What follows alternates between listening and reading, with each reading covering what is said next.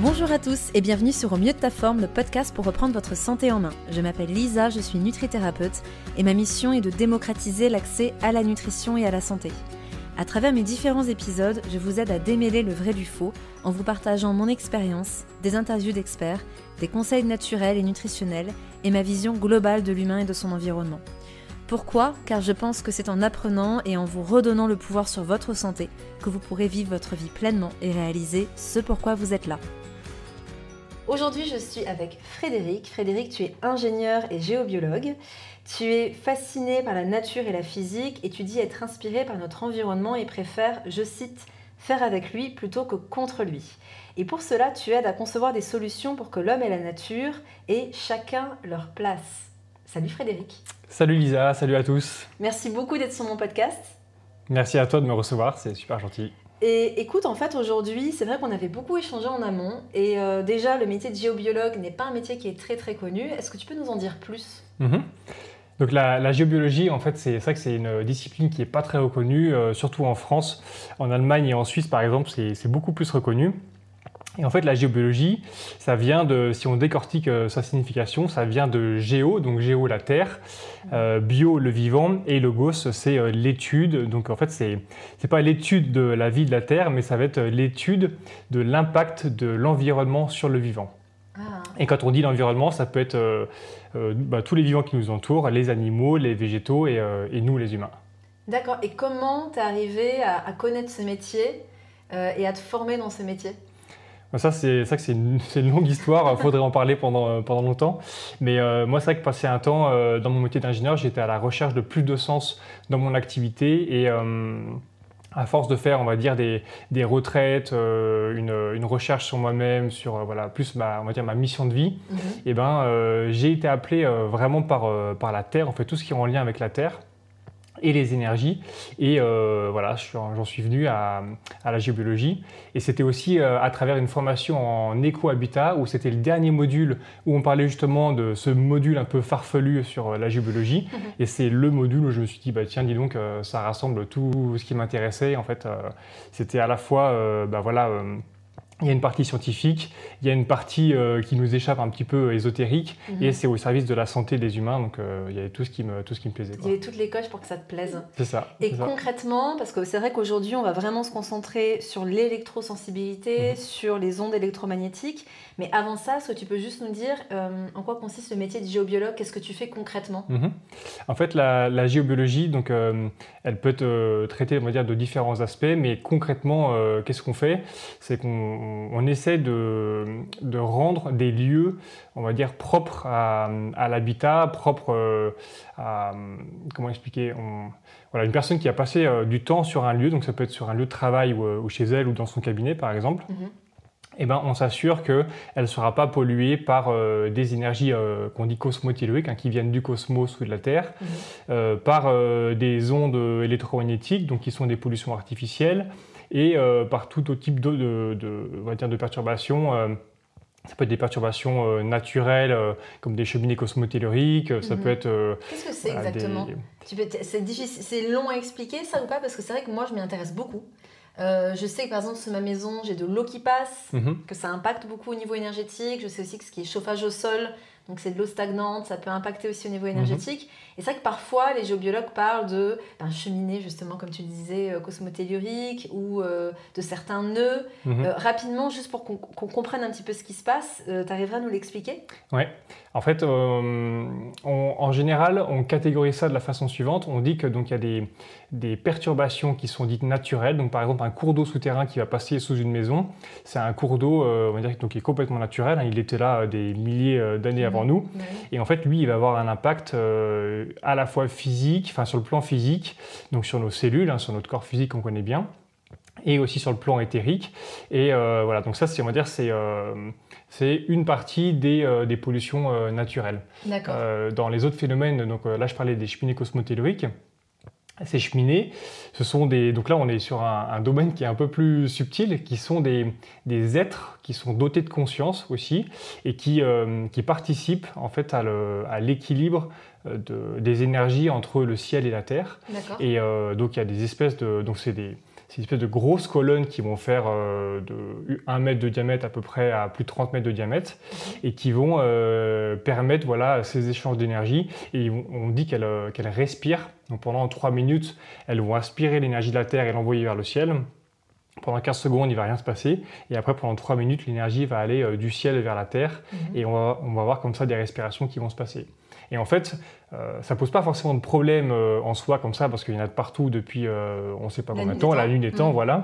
Mais par contre, quand on va raser un champ, mettre des piquets et construire une belle maison dessus, et puis construire une chambre, et puis mettre un lit, et puis dormir 8 heures par jour à cet endroit, et ben, s'il y a une cheminée cosmotellurique, déjà nous, potentiellement, on va peut-être la perturber, mais surtout, elle va perturber notre sommeil, notre corps énergétique, tout ça. D'accord, c'est hyper intéressant. Et c'est là qu'on rentre en conflit, et c'est pour ça que souvent, moi, j'essaie de faire en sorte, enfin tous les géologues essaient de faire ça, c'est de ne pas aller contre la nature parce que ces phénomènes sont naturels, mais c'est de dire, ok, nous les humains, on a besoin quand même de dormir dans des endroits, et vous les cheminées cosmotelluriques, vous avez besoin de faire des choses aussi, peu importe ce qu'elles font, et on essaye de collaborer ensemble, de ne pas les écraser ou les déranger ou ou de déplacer le lit pour pas être forcément sur cet endroit-là, etc. On va toujours essayer d'avoir la stratégie de l'évitement plutôt que de mettre des protections, quoi. Donc concrètement, on t'appelle, on te dit voilà, je veux acheter une maison, est-ce que tu peux la checker pour s'assurer qu'il n'y ait pas de cours d'eau, de perturbations, etc. Ou alors, quelqu'un qui te dit j'ai très mal au dos, je dors très mal par exemple, il va faire appel à toi aussi pour que tu viennes un petit peu checker ce qui se passe au niveau énergétique, je peux le dire, dans la maison, et tu vas pouvoir du coup faire une espèce de diagnostic. C'est ça. D'accord. En fait, il y a plusieurs portes d'entrée, mais soit on est en porte d'entrée directe. Donc là, on m'appelle pour une expertise et c'est des personnes qui ont soit entendu parler de moi ou de cette thématique. Et on va aller directement sur le lieu, souvent en prévention. Ça va être, j'ai emménagé dans un nouveau lieu ou j'ai un terrain à acheter. Est-ce que ce terrain il est propice à recevoir une maison ou pas? Et après, ça peut être de manière aussi indirecte où là, on a des nutritionnistes, des naturopathes, des médecins qui nous envoient des patients. Et bien souvent, malheureusement, on est un peu la dernière roue du carrosse parce qu'on a essayé plein de thérapeutes différents et il n'y a pas forcément grand-chose qui marchait concrètement. Exact. Et du coup, la géobiologie, elle apparaît, c'est la dernière roue du carrosse, mais elle peut aussi répondre à des questions, quoi. Et d'ailleurs, dans les formations de naturopathie, en tout cas celles que j'ai suivies en Suisse, il y a des modules de géobiologie parce qu'on doit être à même de comprendre ce qui se passe et qu'en effet, ça peut impacter la santé de la personne qui nous consulte. Donc, tout à fait. On dit que, il y a une citation que j'aime bien, on dit que la géobiologie, elle n'est pas tout, mais sans la géobiologie, rien ne va. Oui. Donc, ce n'est pas forcément la cause principale à tous les problèmes, il faut être réaliste. Tout à fait. Mais si on dort sur un croisement de cours d'eau, un croisement de failles, même si on a le bon traitement avec des super spécialistes qui ont fait un super boulot avant, ils n'auront pas le même effet sur la santé parce que justement, il y aura ce croisement de cours d'eau qui va nous envoyer de la radioactivité et qui va nous gêner, quoi. Mais c'est ça qui est hyper intéressant aussi et ça rejoint bien la thématique du podcast et de ma philosophie en général, c'est que tout est systémique. C'est que prendre la vitamine D sans prendre les cofacteurs, ça ne va pas le faire. C'est que enlever le gluten, mais si de toute façon on a un intestin poreux et qu'on ne le répare pas, ça ne va pas le faire. Enfin bref, c'est toujours un tout qui permet vraiment d'arriver à une santé presque parfaite. On n'a jamais une santé parfaite, c'est toujours fluctuant bien sûr, mais voilà, qu'on optimise en tout cas sa santé, son bien-être, son énergie. Donc d'où l'intérêt de vous parler de ça aujourd'hui, chers auditeurs. Donc, aujourd'hui, il y avait une thématique, donc déjà merci pour cette belle présentation de la géobiologie, je pense que c'est plus clair pour tout le monde. De toute façon, je renverrai vers ton site qui est frédéricaucourt.com si jamais ça intéresse pour tout le monde, pour aller se renseigner davantage. Mais aujourd'hui, je voulais vraiment faire un focus sur l'électrosensibilité, parce qu'on a quand même de plus en plus de personnes en France qui sont sujettes à l'électrosensibilité. On en parle plus, mais pas tant que ça non plus. Comme tu le disais, c'est souvent la dernière roue du carrosse.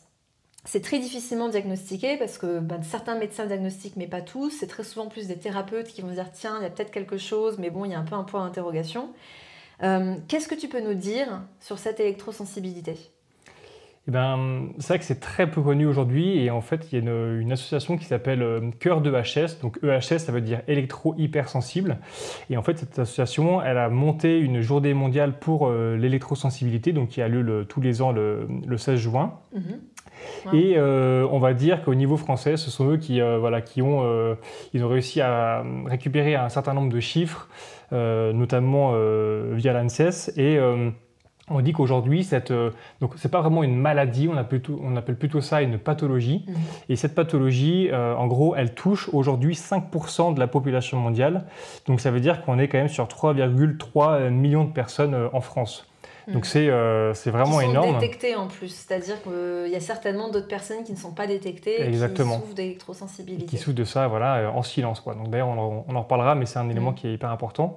Et moi, j'ai beaucoup de collègues qui sont géobiologues et notamment dans les grandes villes, donc à Paris et à Lyon.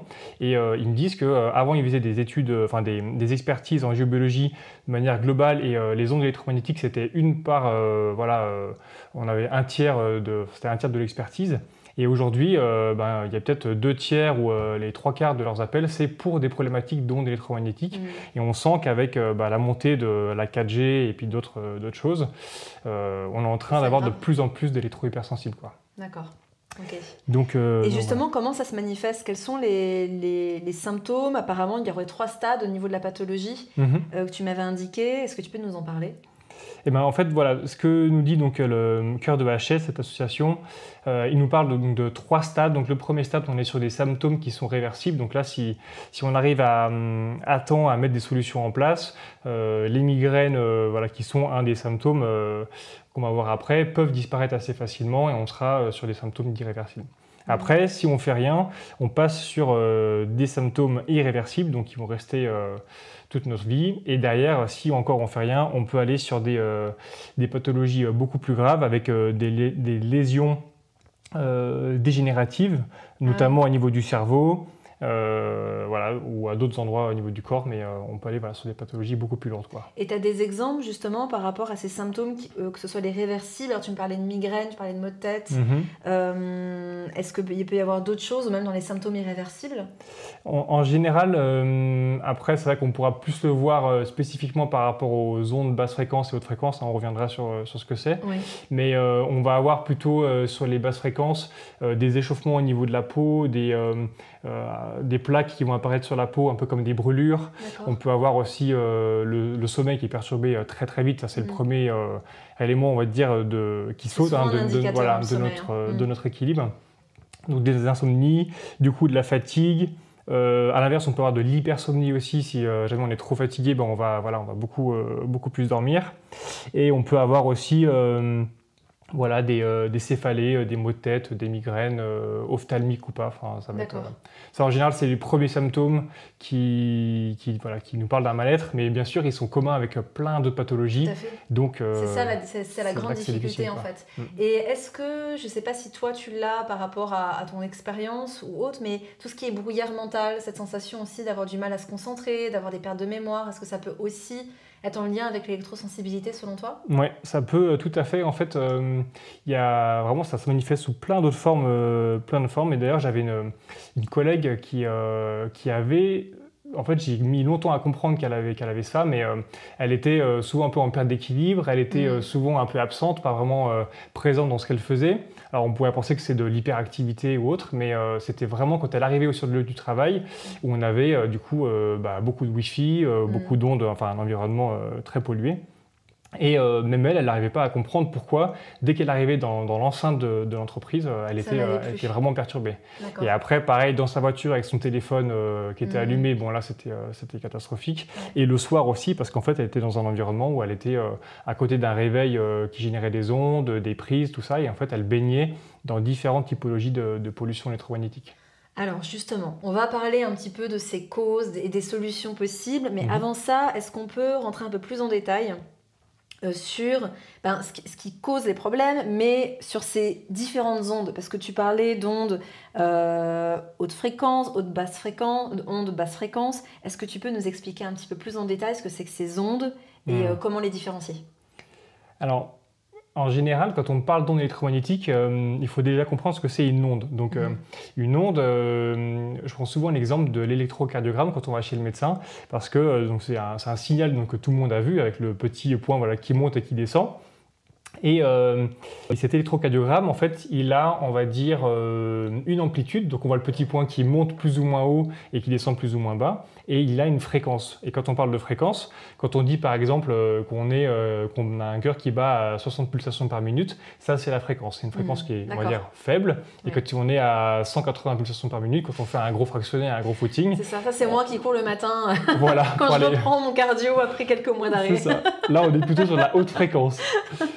Donc voilà, ça c'est de la haute fréquence, donc on parle d'amplitude et de fréquence. Et derrière, on peut aussi parler de source et de propagation d'une onde. Donc je prends aussi l'exemple d'une pierre, quand on jette une pierre dans une flaque d'eau par exemple, ou dans une mare plutôt. La pierre, donc c'est ce qui va générer, ça va être la source de la propagation. Donc c'est elle qui va tomber au milieu, et après on va avoir ces cercles qui vont se propager dans le milieu. Donc ça c'est la source de la propagation, enfin de l'onde. Et ensuite cette onde, elle va se propager dans un milieu, et elle va perdre après en amplitude. Et on retrouve la même chose avec les ondes électromagnétiques, sauf que là on n'est pas sur une onde qui va être mécanique, hein, comme dans l'eau, mais on est sur une onde de type électromagnétique. Donc voilà, c'est pas perceptible à l'œil nu, mais ça a un impact sur tout ce qu'il y a aux alentours. Complètement. D'accord, sur tout ce qui est physique, même encore... Alors d'ailleurs, est-ce que les ondes entre elles s'impactent ? Alors, pas forcément, et d'ailleurs c'est pour ça qu'on utilise différentes fréquences. On a le réseau hertzien pour la télé, enfin on avait surtout le réseau hertzien pour la télé. On a les ondes pour la téléphonie qui sont différentes, qui sont sur des fréquences beaucoup plus élevées.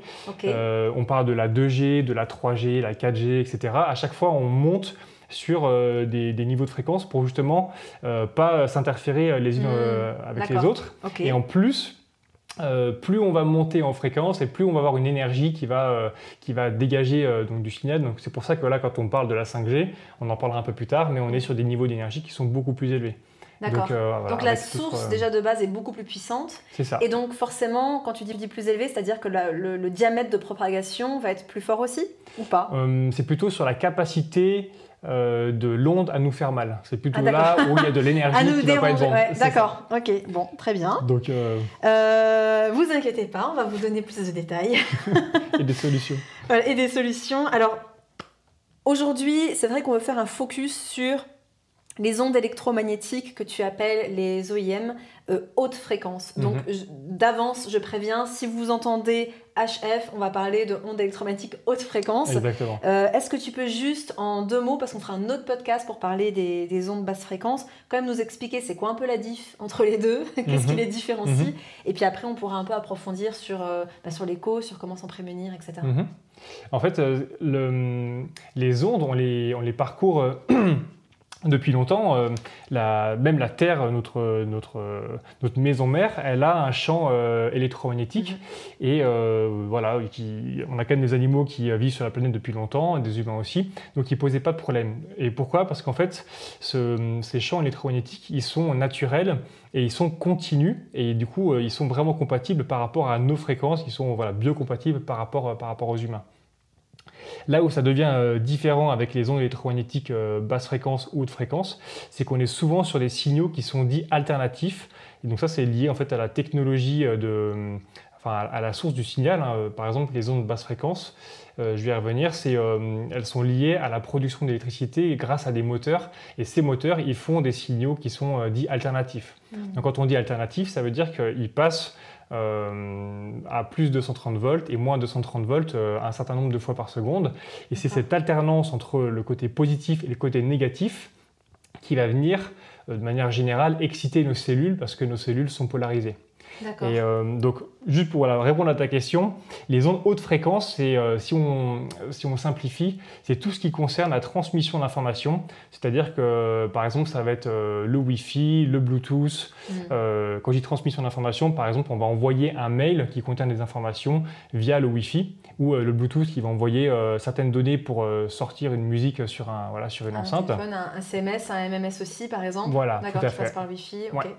Et du coup, là, on transmet l'information. Donc là, c'est de la haute fréquence. Donc on est sur un signal qui est alternatif et qui est pulsé, qui est haché. Donc qui envoie plein de petits paquets d'ondes, on va dire, mais de manière complètement aléatoire. Et ça perturbe énormément le corps parce qu'on n'arrive pas à s'habituer en fait à ça. C'est toujours une espèce de stress auquel on ne peut pas être préparé parce qu'il n'y a rien d'harmonieux et de continu. C'est ça. Ouais. C'est un peu comme le frigo. Quand il ronronne dans la cuisine pendant longtemps, en fait, on ne l'entend plus. Donc on s'habitue en fait naturellement. Ouais. Et dès qu'il se coupe, ça fait un signal qui est haché, qui est différent par rapport à quand il tournait. Et on se dit, ah bah mince, il y a mon frigo, c'est ça qui faisait quand même vachement de bruit. Et d'ailleurs, il a toujours le chic. Aujourd'hui, on a du bol. De se mettre en route quand je veux commencer un podcast ou un live sur Instagram. Bim, il se met en route. Sacré frigo. C'est toujours les mêmes. Sacré frigo, exactement. Il nous entend, je suis sûre. D'ailleurs, les frigos, ce sont des appareils qui fonctionnent, eux, avec des ondes électromagnétiques basse fréquence. Ah. Donc, en fait, basse fréquence... Je ne savais même pas que le frigo avait des ondes électromagnétiques, mais basse fréquence. Et si, en fait, du coup, c'est tous les systèmes qui sont alimentés par de l'électricité, donc par le réseau EDF. Et donc ça va des lignes de très haute tension qui sont à 400 000 volts jusqu'à le frigo, votre bouilloire, n'importe quel objet qui est branché sur une prise. Tout système électromagnétique. Ça. Tout système électrique en fait. Domestique de la maison. Ah, et même les fils dans les murs, même les prises qui sont branchées sans rien dessus, mais juste la prise, elle va émettre des champs électriques et magnétiques. Donc tout ça, on reverra dans plutôt l'autre podcast sur les basses fréquences. Okay. Mais en tout cas, c'est vraiment omniprésent dans notre milieu et donc c'est pour ça qu'il faut comprendre toutes ces sources et ensuite les solutions qui... C'est ça. Oui, le but c'est toujours ça. L'idée c'est pas de se dire « Oh mon Dieu, mais c'est horrible ». L'idée c'est de comprendre, j'ai envie de dire l'ennemi, mais on va dire comprendre en tout cas ce qui nous entoure, notre environnement, pour mieux s'adapter aussi et puis trouver des solutions comme tu dis. Mm-hmm. Alors, ces ondes électromagnétiques haute fréquence, c'est quoi les effets sur la santé concrètement ? Qu'est-ce qui se passe ? Voilà, donc par rapport aux ondes électromagnétiques haute fréquence, donc spécifiquement... Donc Wi-Fi, comme on disait, tout ce qui est transmission d'informations, etc. C'est ça, le téléphone qui est dans la poche en permanence ou sur l'oreille quand on passe un appel. Bluetooth. Les oreillettes Bluetooth, il y a certaines marques en plus qui l'ont fait du coup maintenant sans fil. Tous les appareils qui sont connectés, etc. Toutes ces sources-là, en fait, elles ont un effet un peu comme les micro-ondes. Donc pour expliquer ça, en général, on prend justement l'effet du micro-ondes. Ce qu'il faut comprendre, c'est que notre corps, il est constitué de X% de molécules d'eau, donc ça varie souvent entre 70% et 90%. Exact. Ça varie aussi en fonction de l'âge. Et en fait, ces molécules d'eau, on appelle ces molécules, donc c'est des molécules H2O, parce qu'elles contiennent un atome d'oxygène et 2 atomes d'hydrogène. Mm-hmm. Et en fait, donc ces molécules, comme les atomes d'hydrogène sont légèrement positifs et l'atome d'oxygène légèrement négatif, on dit que cette molécule, elle est polarisée. Elle a un côté plus, un côté moins. Et en fait, ces ondes haute fréquence, donc quand on parle des hautes fréquences, par exemple, si je prends un téléphone qui fonctionne sous la 2G, ou plutôt on va dire la 4G, on est sur du 2,5 GHz en fréquence. Donc ça veut dire que le signal va évoluer du côté positif et du côté négatif 2,5 milliards de fois par seconde.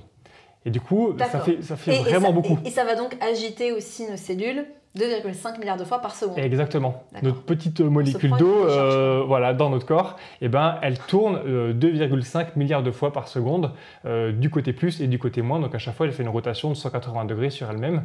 Et c'est ça qui fait que du coup, il y a un échauffement qui va se faire parce que ça c'est le premier effet, c'est l'effet thermique. On a ces molécules d'eau qui bougent comme ça. Et après, on a un effet qui est encore plus grave, c'est qu'on peut avoir les liaisons entre les atomes d'hydrogène et d'oxygène qui vont se casser. Et du coup, là, on vient vraiment dénaturer la molécule elle-même avec tout ce qu'elle a apporté par son énergie. Et c'est d'ailleurs comme ça que les micro-ondes fonctionnent aujourd'hui. Si vous essayez de faire chauffer un paquet de farine dans un micro-ondes qui ne contient absolument pas d'eau, il va rester froid parce qu'il ne va pas réussir à chauffer parce qu'il n'y a pas de molécule d'eau qui va venir bouger à l'intérieur et il n'y aura pas d'effet thermique. Okay. Par contre, dès qu'on prend de l'eau, ça va chauffer très très fort. D'accord, ok.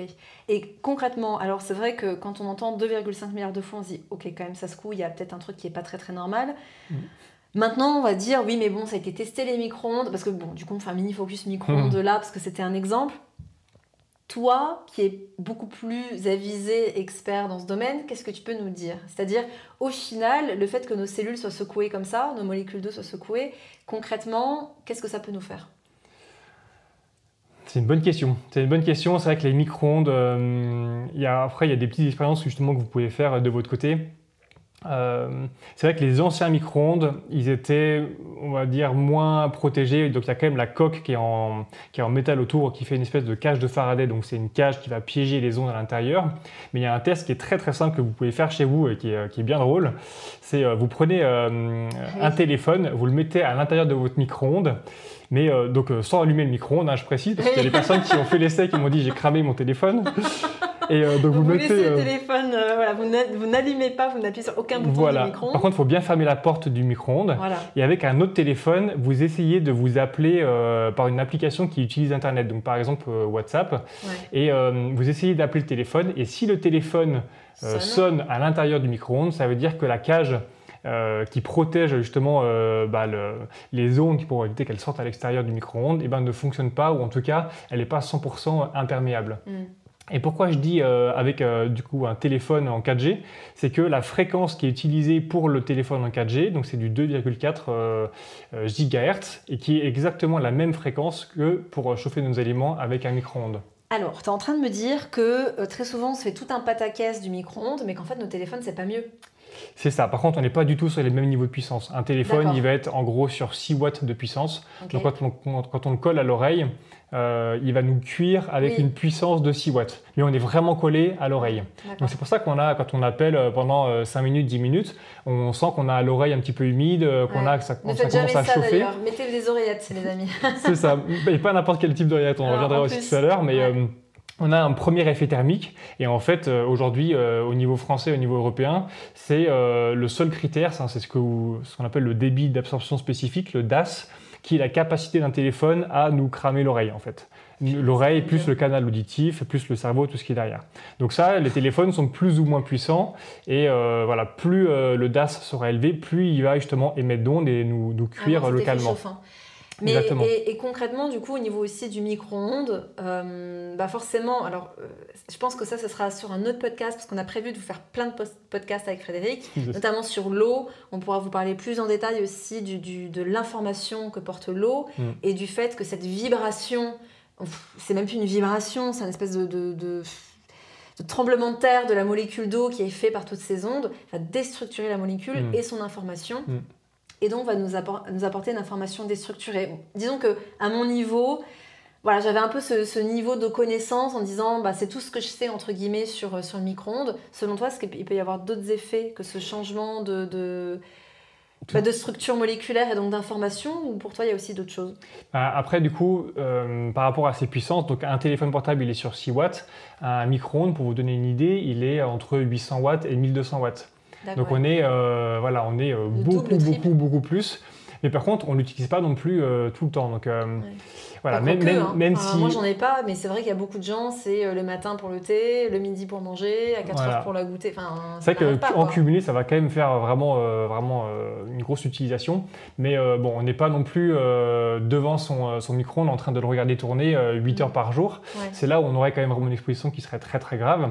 Par contre, ce qui est vraiment dommage, c'est qu'on dit qu'un micro-ondes, justement par la déstructuration de l'eau qui fait quand il opère, c'est qu'on dit que dans le meilleur des cas, le micro-ondes il va tuer la nourriture qu'on fait chauffer, et dans le pire des cas, il va la rendre toxique parce que justement, il vient dénaturer et déstructurer l'eau à l'intérieur. Ouais. Donc souvent j'entends, mais oui, c'est vrai que j'ai pas beaucoup de temps, quand je rentre chez moi, j'ai besoin de faire chauffer ma nourriture assez vite. Ouais. Moi, ce que je dis aux gens après, c'est faut vraiment se poser la question de qu'est-ce qu'on veut faire avec cette nourriture? Est-ce qu'on veut vraiment se nourrir? Est-ce qu'on veut juste se remplir l'estomac puis repartir au travail? Et finalement, il faut peut-être se poser la question de se dire mais quelle est l'énergie en fait que cette nourriture, tu es bien placé pour en parler. Il y a la matière qui va nous nourrir, mais il y a aussi toute l'énergie qui gravite autour de cette nourriture et qui est complètement tuée avec un micro-ondes. Et les Chinois, et surtout même les Japonais qui ont vraiment un art culinaire particulier et une approche de l'alimentation qui est très particulière, vont même te dire que l'intention, moi je dis toujours, la chose la plus importante c'est l'intention. Tu vas aller voir un acupuncteur qui pense à ses courses, ça va rien te faire. Tu vas voir un acupuncteur qui te pique pas au bon endroit, mais qui a l'intention de te piquer sur ce point avec tel but, ça va fonctionner. Donc on est vraiment dans de l'énergétique pure, mais c'est hyper important. Et donc l'intention qu'on va avoir quand on cuisine un aliment, va apporter une information à l'aliment qui est importante, qui va avoir un impact aussi sur notre santé. Donc clairement, si on arrive stressé, énervé, qu'on fout notre truc au micro-ondes, qui dénature tout complètement et qui dénature toute la structure moléculaire, alors j'ai envie de dire, c'est sûr que si c'est un plat congelé, préparé il y a 2 ans dans une... c'est pas forcément... ça va pas faire une grande diff, mais c'est vrai que si on a des aliments frais, etc., on voit la différence. Moi, ce qui m'avait marqué, c'était... je crois que j'ai eu un micro-ondes quand j'étais chez mes parents, c'était il y a 20 ans peut-être, je devais être jeune ado. Et on avait mis une plante dessus. Ma mère a mis une plante dessus. Elle a cuit. Elle a cuit, mais je crois en 2 semaines, elle est complètement... Alors que ça faisait des années qu'on l'avait. Et là, ma mère, elle a pris le micro-ondes, elle a foutu à la poubelle, elle a dit plus jamais. Et donc, moi, je suis restée sensible à ça. Et après, de par ma formation, j'ai dit, ok, bon, micro-ondes, c'est pas foufou. Mais du coup, c'est intéressant, en effet, d'en parler avec un ingénieur comme toi, qui a aussi un avis plus pragmatique, on va dire. Et puis... C'est vrai que là-dessus, juste pour terminer sur le sujet du micro-ondes, c'est que quand on prend les appareils, là, il n'y a rien d'ésotérique, on va dire. L'appareil, il mesure les hautes fréquences. Et quand on allume le micro-ondes, moi j'ai fait des essais chez moi, il faut que je sois à peu près à 30 mètres ou 35 mètres du micro-ondes pour passer sous les seuils, justement, qui sont compatibles avec la santé. Donc, avec le vivant. Donc tu fais chauffer ton plat et tu te casses voir le voisin. Moi, typiquement, mon appartement aujourd'hui, il n'est pas assez grand pour que je le mette en route dans ma cuisine et que je sorte de l'appartement. Donc même si l'exposition elle est quand même faible, ça passe à travers les murs et ça va vraiment très très loin. Ouais. Et donc c'est dire à quel point ça cuit les aliments, mais de la mauvaise façon, quoi. Ouais, d'accord.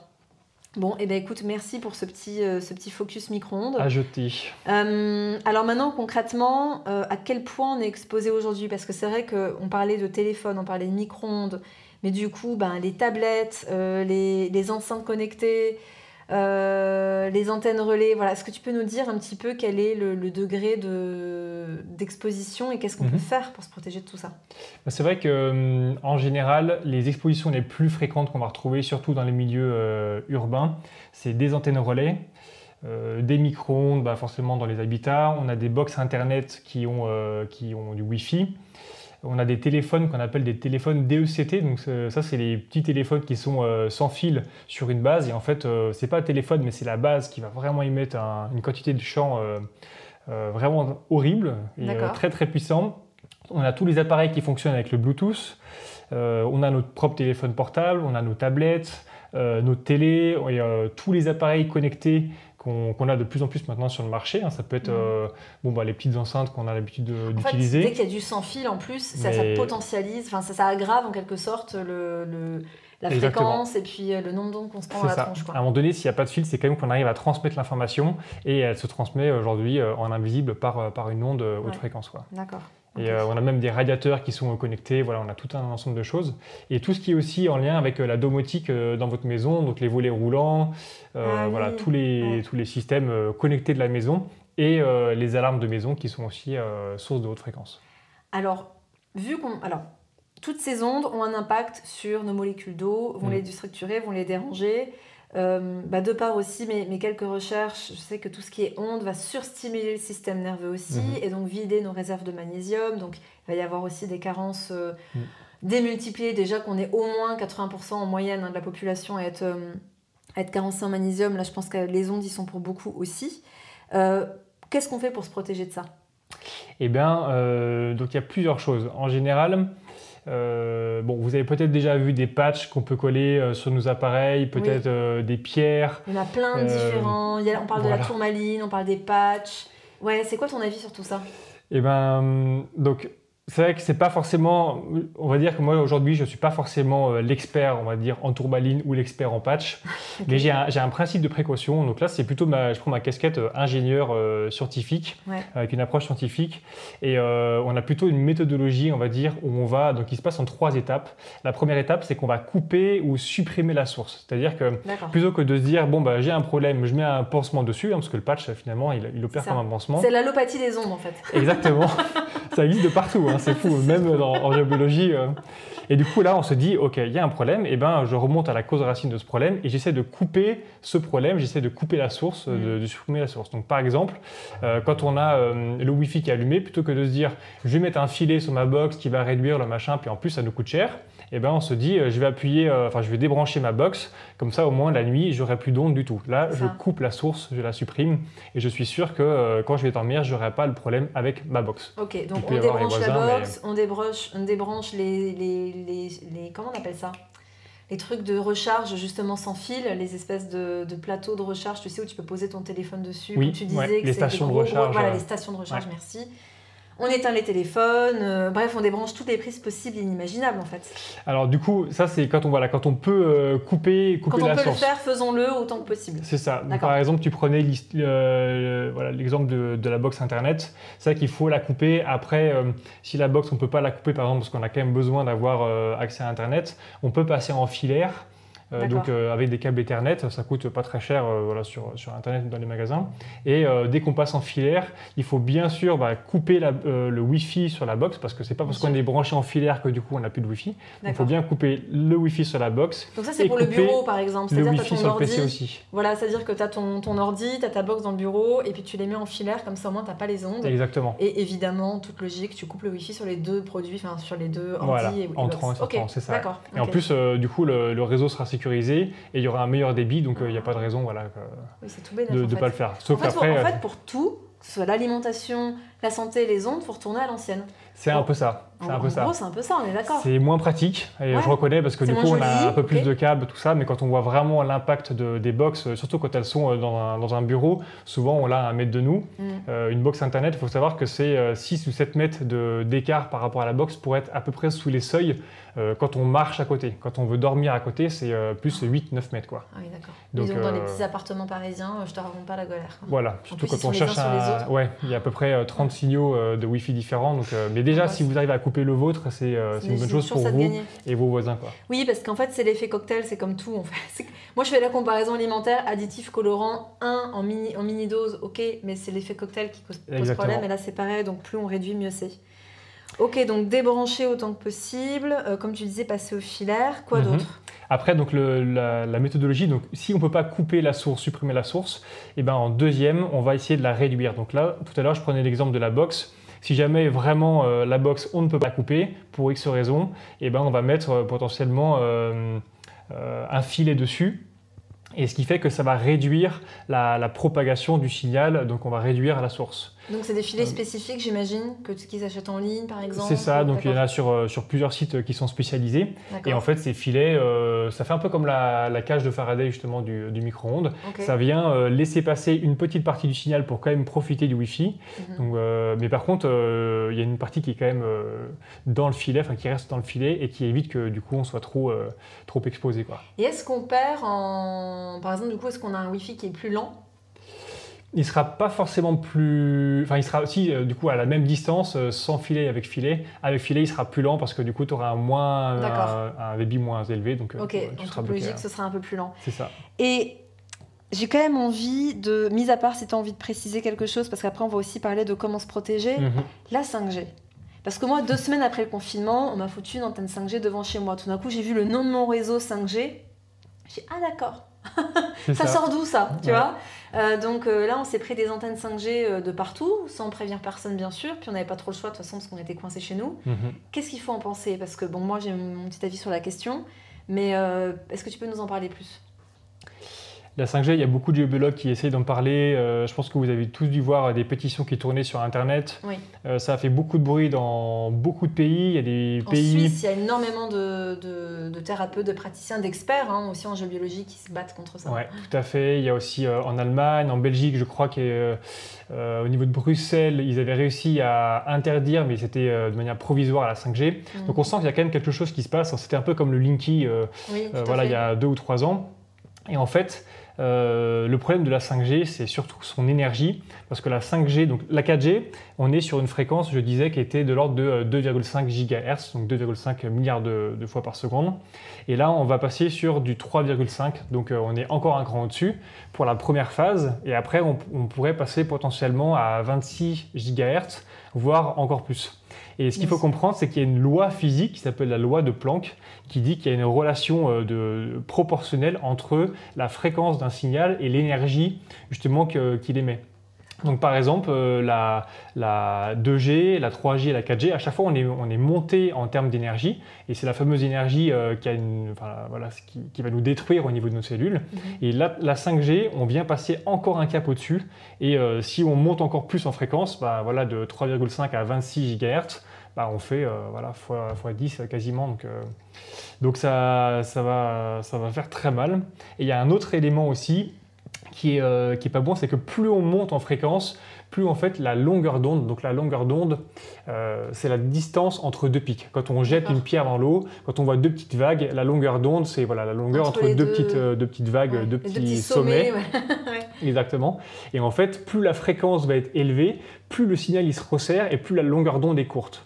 Donc du coup, comme la longueur d'onde est courte, le signal il va très vite se disperser et il va perdre en puissance. Donc on est obligé de mettre des grosses puissances avec plein d'antennes de partout. Donc c'est pour ça qu'aujourd'hui, ils les mettent plus sur des bâtiments, sur des grosses antennes, mais ils les mettent sur des abris de bus. Ils les mettent vraiment de partout pour qu'en fait, il y ait une couverture du signal avec ces petites ondes qui vont être très très énergétiques, mais plutôt courtes et qui vont nous faire mal vraiment de partout, quoi.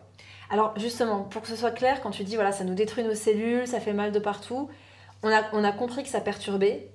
Est-ce que tu peux nous expliquer plus ? C'est-à-dire, je me mets à la place de la personne qui nous écoute, qui n'a jamais entendu parler d'ondes. On sait qu'on peut être sensible parce qu'on en voit des électrosensibles, des personnes qui, dès qu'elles arrivent dans des grandes villes, dès qu'elles arrivent au bureau, qui sont hyper connectées, etc., elles ont plein de symptômes différents.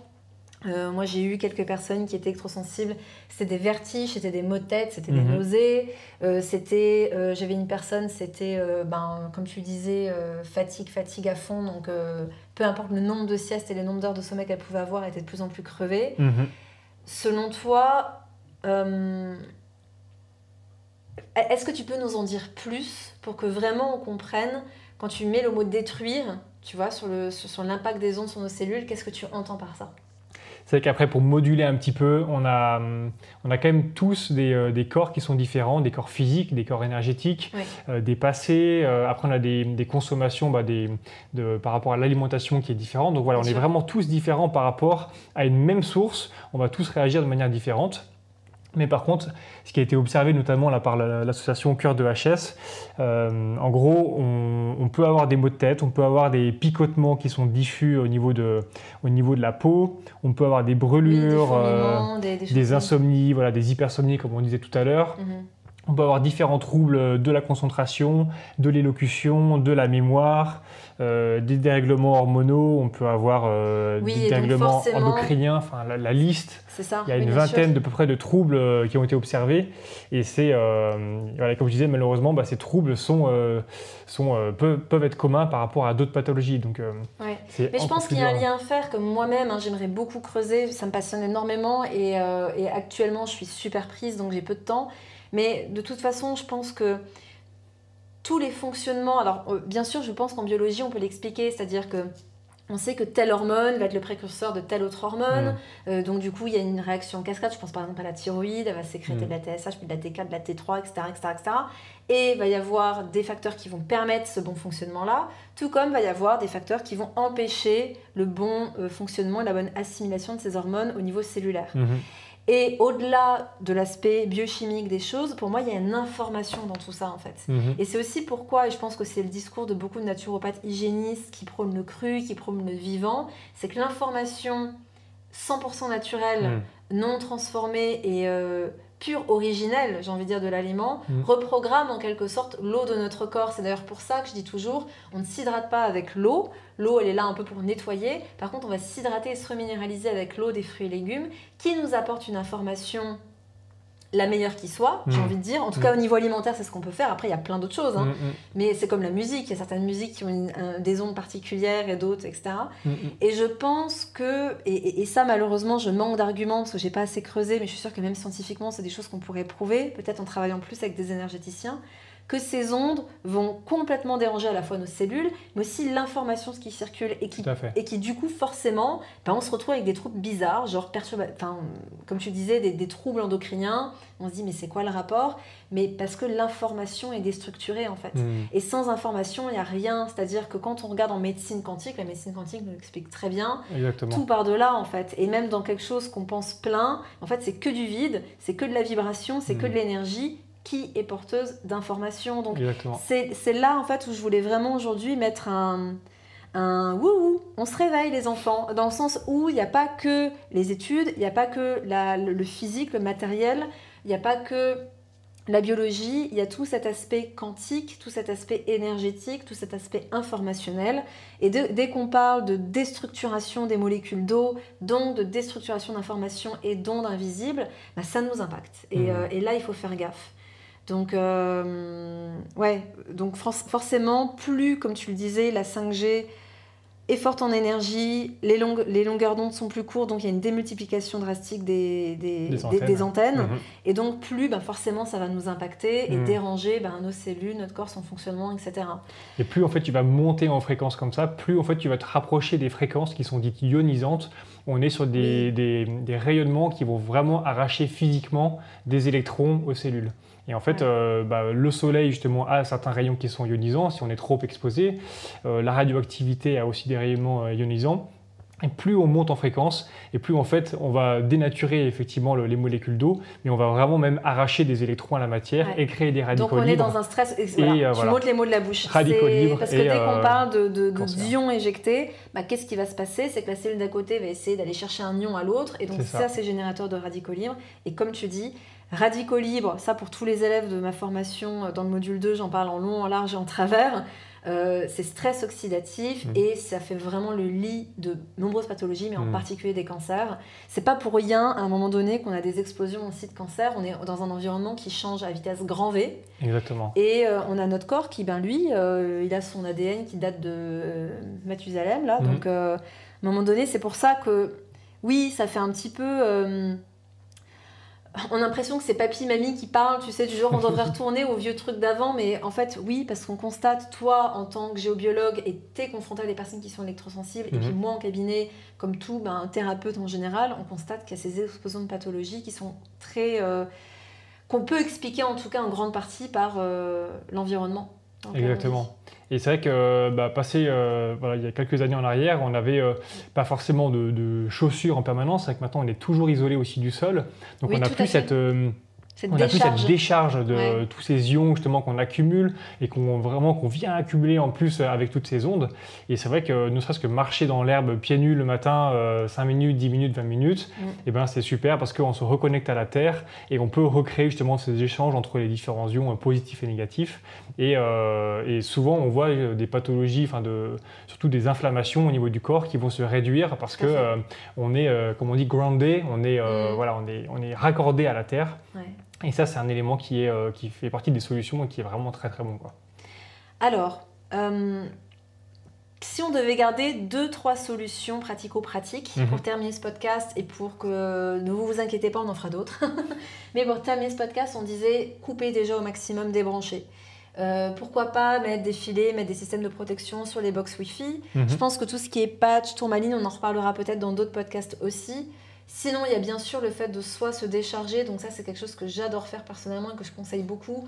Marcher pieds nus dans l'herbe, marcher pieds nus dans le sable, se baigner dans des eaux naturelles, des rivières, des lacs, l'eau de mer, extrêmement bénéfique aussi. Les bains de sel, si c'est naturel, si c'est non naturel, oui, mais le bain de sel chez soi, non. C'est vrai que le sel, on dit qu'il a tendance à absorber tous les rayonnements, donc pourquoi pas. Après, il y a des personnes qui mettaient aussi du sel sous le lit. C'est vrai qu'on essaye, nous, de vraiment couper la source et après de s'en protéger. Mais puis le problème du sel, c'est qu'après, il va se charger aussi et puis il va restituer, comme le charbon actif, par exemple, dans l'eau. Et à un moment donné, il va recharger, il va décharger tous ces polluants et ce ne sera pas forcément bon. On ne saura pas dire, ce sel-là, il est bon, il l'absorbe et puis à un moment donné, clac, il bascule. Du jour au lendemain, on ne sait pas quand est-ce que ça bascule, quoi. C'est un peu difficile, puis il faut des grosses quantités quand même pour s'en prémunir. D'accord. Après, c'est vrai qu'il y a aussi le téléphone portable. Si jamais vous pouvez tous le mettre en mode avion la nuit, en coupant le Wi-Fi bien sûr dessus. Ou l'éteindre carrément. Ou l'éteindre, voilà, l'éteindre c'est encore mieux. Ça peut être toutes les tablettes aussi. Après, il peut y avoir aussi, quand on utilise des écouteurs, c'est vrai qu'il y a des écouteurs filaires, donc c'est un peu mieux, on va dire, que d'avoir le téléphone sur l'oreille. Oui. Mais l'idée, c'est quand même d'avoir, il y a des écouteurs qui existent, qui sont filaires sur une partie. Ensuite, il y a un petit haut-parleur qui est intégré dans un boîtier. Et ensuite, ce sont des tubes qui vont jusqu'à l'oreille. Donc, en fait, là, on ne transmet plus une onde électromagnétique, mais une onde mécanique sonore. Et donc, quand on appelle avec ces écouteurs, ça coûte à peu près 30-35 €. Et il faut garder le téléphone quand même le plus loin possible parce que le téléphone émet toujours des ondes, mais au moins on n'envoie plus ces ondes au niveau du tympan, au niveau du canal auditif et du cerveau. D'accord. Et le téléphone dans la voiture ? Alors ça, c'est une bonne question. C'est à peu près le pire que vous puissiez faire, c'est rouler sur l'autoroute et puis avoir votre téléphone parce qu'en fait, la voiture, elle fait comme la cage de Faraday du micro-ondes. Elle maintient les ondes à l'intérieur. Donc le téléphone, déjà, comme il y a cette protection, il va être en puissance maximale et il va envoyer beaucoup d'ondes. Et ces ondes, elles vont faire popcorn, en fait. Elles vont rebondir sur la cage de la voiture. Et sauf que le popcorn, c'est vous à l'intérieur. Ouais, c'est ça. Et du coup, ça va créer des échauffements et des maux de tête assez facilement. Et le pire, c'est que moi, c'est un truc... Alors, je fais pas ma maline, parce que moi, c'est un truc, j'ai toujours le téléphone, le GPS, c'est pratique, oui, bien sûr. C'est ça le problème, c'est qu'en fait, on s'est tellement habitué à des choses... je pense aux personnes qui utilisent le micro-ondes matin, midi et soir. Moi, c'est vrai que j'ai pas l'habitude. Et puis surtout, je trouve qu'en fait, au bain-marie ou à la casserole, ça va presque aussi vite, quoi. Donc, je vois pas personnellement l'intérêt parce que je ne l'utilise pas. Mais... là, par exemple, pour le téléphone, je me dis « Ah ouais, c'est embêtant cette affaire ». Mais voilà, ça nous fait un rappel. La voiture, c'est vrai que c'est mieux d'être en mode avion dans la voiture. Voilà. Et après, vous pouvez quand même laisser le GPS avec juste la localisation, ça peut suffire. Tout à fait. Et surtout, en plus, comme on se déplace, le téléphone, il cherche les antennes relais qui coupent tous les kilomètres. Exact. Et du coup, il est en puissance maxi de chez maxi. Dans le train, c'est pareil. Et du coup, là, vous prenez des ondes, c'est le pire, quoi. Alors, écoute Frédéric, on manque de temps parce que cette fois c'est moi qui dois filer. Mais de toute façon, on a prévu de faire justement un deuxième podcast sur les ondes, cette fois-ci électromagnétiques mais basse fréquence. On reviendra sur les systèmes de protection, on reviendra un petit peu aussi, peut-être qu'on pourra approfondir un peu ce qui est patch. Je vois aussi parfois, tu sais, les coques pour les femmes enceintes, anti-ondes, les bonnets. Ça, je pense que ça, c'est une question qui m'est venue là à l'instant. Ça pourrait être intéressant qu'on creuse un petit peu sur tout ça. On pourrait faire un focus là-dessus. Pour qu'on donne des solutions, encore une fois, encore plus concrètes. Et puis, je te donne rendez-vous la prochaine fois pour ce podcast basse fréquence. Mes petits auditeurs, si vous avez des questions par rapport à tout ça, je vous invite à me rejoindre sur mon compte Instagram Lisa Salis Life parce que sinon vous pouvez poser des questions à travers Apple Podcast, mais je sais que beaucoup utilisent d'autres applications. Donc écrivez-moi en message privé sur Instagram Lisa Salis Life, posez-moi vos questions, dites-moi tiens, t'as fait ce podcast avec Fred, est-ce que tu peux lui demander ça nous fera un plaisir d'y répondre. Sachez qu'on vous fera aussi un podcast sur l'eau parce qu'il y a plein de trucs à dire, on a un petit peu abordé le sujet aujourd'hui. Donc voilà, ce n'est que le début, ne vous inquiétez pas. D'une longue série. Frédéric, merci infiniment. Si jamais on veut te retrouver, c'est Frédéric avec un C tout attaché Aubourg, frédéricaubourg.com. Est-ce qu'il y a un autre, je sais pas, une page Facebook ou autre chose ? J'ai une page Facebook aussi, c'est Frédéric Aubourg-géobiologue. Et d'accord. Voilà. Et du génial. coup, je mets quand même du contenu aussi dessus, certains articles, voilà. Comme ça, si on veut creuser, on sait où trouver l'information. Exactement. Merci infiniment Frédéric et à tout bientôt. Merci à toi. J'espère que ce podcast vous a plu. Vous trouverez toutes les informations complémentaires dans le descriptif de cet épisode. Pour aller plus loin, vous pouvez me retrouver tout de suite sur mon compte Instagram Lisa Salis Life. N'oubliez pas que j'y anime tous les lundis à 19h mon live santé dans lequel je réponds en direct à vos questions. Et en participant, vous tenterez en plus votre chance pour gagner mon e-book Mes 4 règles d'or pour retrouver santé et énergie. Alors à très vite et comme toujours, prenez bien soin de vous.